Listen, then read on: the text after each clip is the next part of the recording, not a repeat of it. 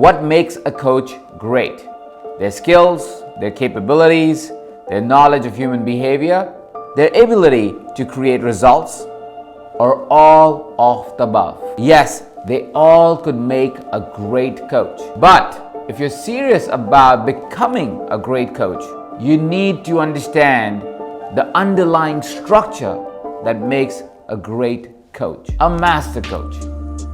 This foundation is what we refer to as the anatomy of coaching mastery. Did you twitch a little when I used the word anatomy? Don't worry, it's not going to be as complicated as your high school teacher made it to be. So let's channel Bill Nye, the science guy, put a mad scientist hat on, and use science to figure out what could be the anatomy of coaching mastery. Anatomy is the identification and description of structure of living things. You're probably most familiar with the anatomy of a human being, the study of shape and form of the human body, the structure of a human being.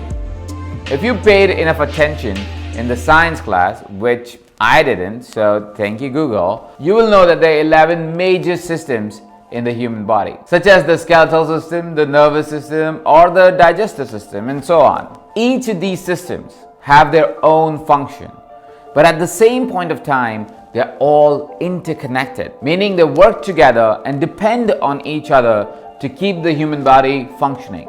One can't thrive without the other.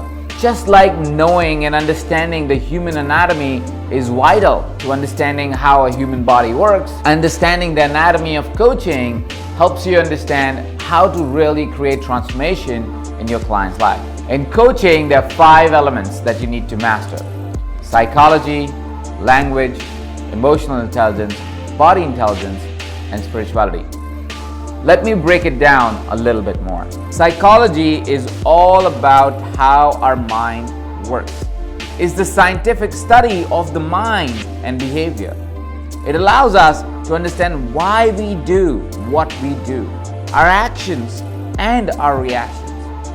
In coaching, this is crucial to identify things such as what is holding your client back from taking action, or how they process and make decisions. Then we have language. Language is deeply connected to psychology. It determines how we connect and communicate with our clients. What you say, when you say it, how you say it matters. The tone of voice matters. The choice of words matters. Language is the key channel to create transformations and impact. It needs to be the core area that you develop in your coaching practice. Biology or body intelligence is an often underestimated element, but it can be a game changer if you know how to use it right. How we treat our body reflects on how we feel, think, and show up. We're talking about eating habits, posture, movement, endurance. In the same way that we can change our biology by changing our psychology, we can also change our psychology by changing our biology. Emotions are what fuels us. They can either motivate us to chase our dreams or make us run and hide away when facing a challenge. The better you understand emotional intelligence, the easier it is to navigate emotions and get past them. Identifying what these emotions are and how to leverage them to help your client in their journey. Last but not the least, spirituality. The power of the unknown. Spirituality is tapping into this unseen reservoir of knowledge and intuition and using that power to guide your client into transformation.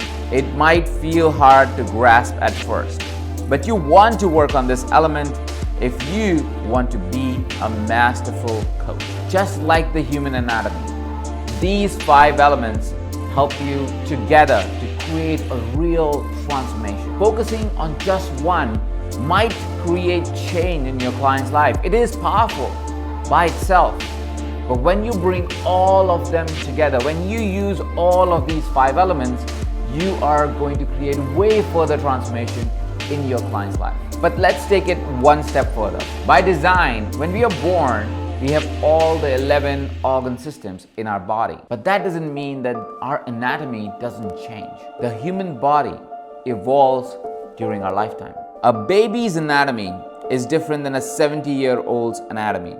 A healthy person's anatomy will be different than someone with an illness or a birth defect. Although we all start with the same foundational structure, the human anatomy is ever evolving during a lifetime, and each individual will have their own journey. Humor me for a second. You want to live a long and prosperous life, but recently your work has taken over in your life and you have stopped prioritizing your well-being.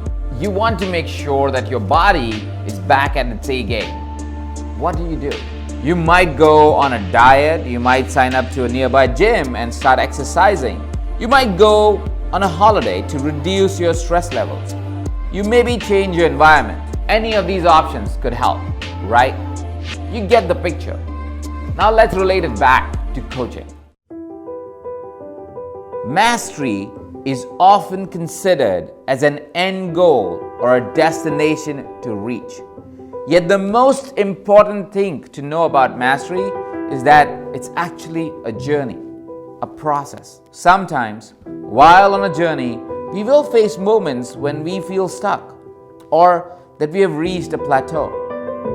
This is one of the biggest challenges coaches face and one that many coaches never get to overcome. Mastery is all about the journey, which means you must stay on the path long enough to overcome these challenges and not give up.